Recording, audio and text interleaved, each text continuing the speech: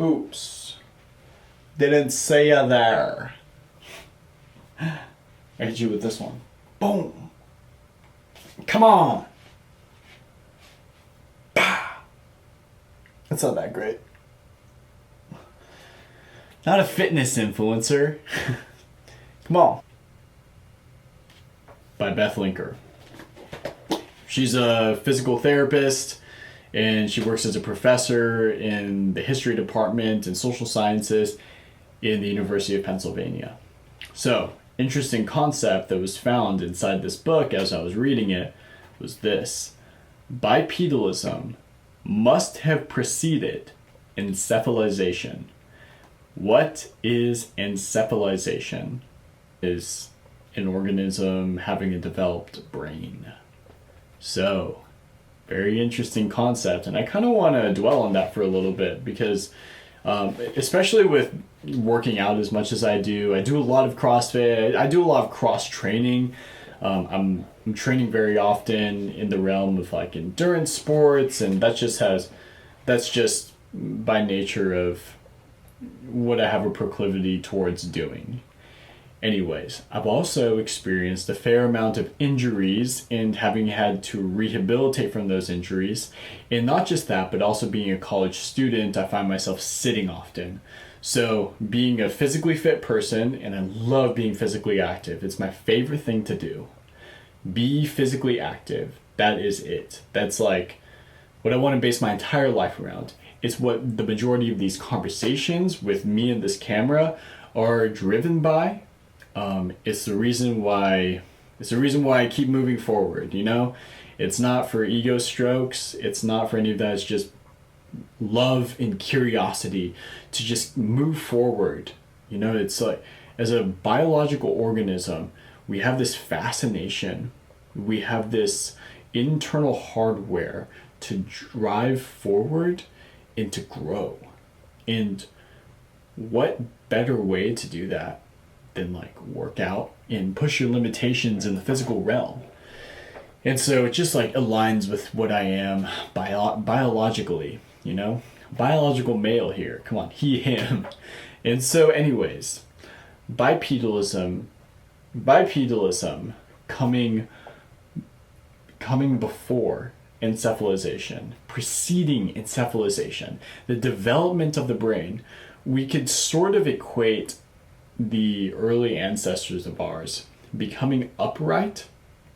And like this is going to get kind of Darwinian, so if this goes against your religion or your viewpoint of what religion looks like, you can totally ignore this and click off this video. But for those of us that have taken a look at the literature, sort of stole the fire like Prometheus did, for those of you that like to hatch ideas and play with ideas and ponder things and base new life philosophies around the things that preceded us. And bipedalism, being on two hind legs, sorry if I didn't specify that earlier, but being on two hind legs allowed us to see the world in a completely different manner than any other than any other organism could have in the entirety of life itself, in the entirety of biology. The ability for us humans to get on two hind legs and look beyond the horizon and to look up into the stars, not just the stars, but the heavens. To be able to gaze out into the horizon and think long term. To gaze out into the horizon and ponder what's out there. Not what's here in this dirt. Not here where I'm standing, but out there. Out beyond where I can see.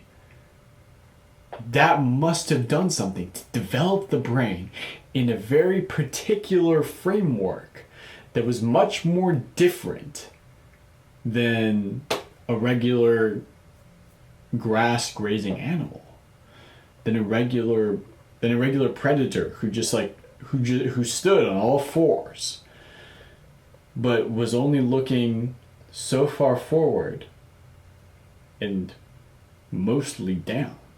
When you think about it, the brain follows the spine, right? The head posture follows the spine. If the spine is parallel to the ground, you're going to look down.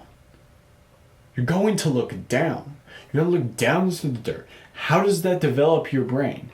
Now, let's fast forward into this day and age where we're all bipedal organisms. It would be very strange to see a man just like walking on all fours, right?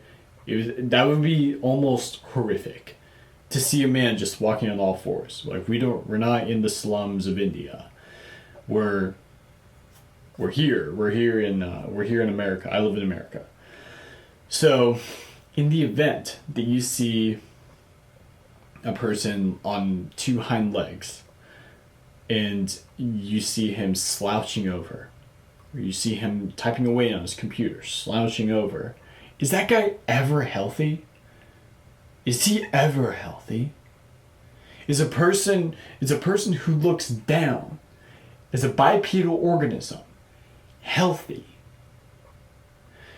Does that person have good mental health? Does he have clarity?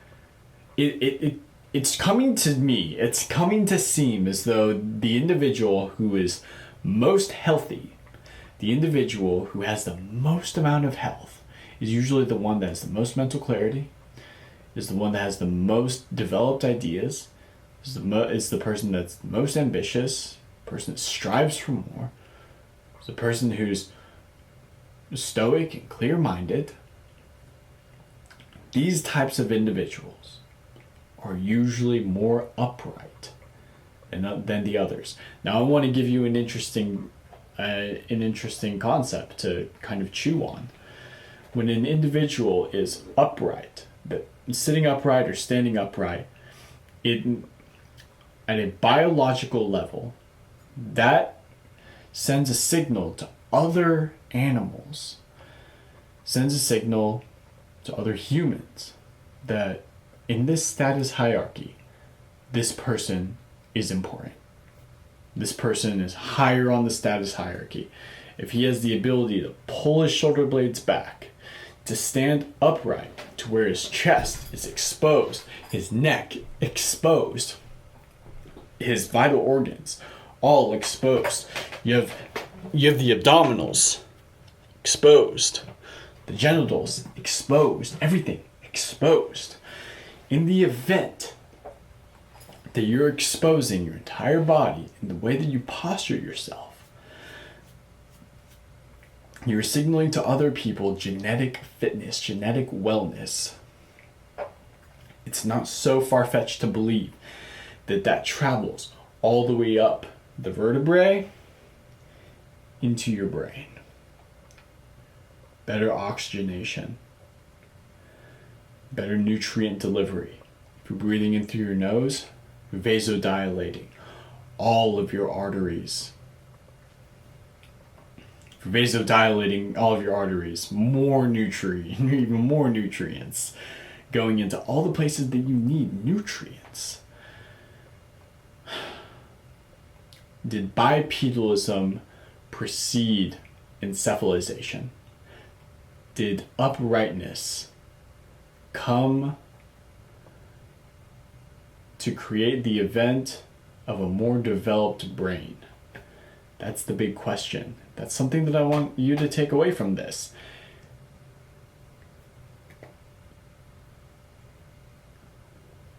Guard your posture. We preach perfect posture here at Physiology for the Uninitiated. Take that. It's your weapon. Use it. You're allowed to. You're allowed to have the greatest posture on planet Earth. You don't need a $150 gym membership to have perfect posture. To have a straight neck. I've worked on this for years. This neck, boom. Look at these muscles. Sternocleidomastoid muscle. So developed. Like these traps, this pulls back my scapula, exposes my neck. It looks great. My hair's kind of messed up, but it's alright. Encephalization was preceded by bipedalism. Stand upright, with your shoulders back, like Jordan B. Peterson says. Right? Physiology for the uninitiated. Thank you.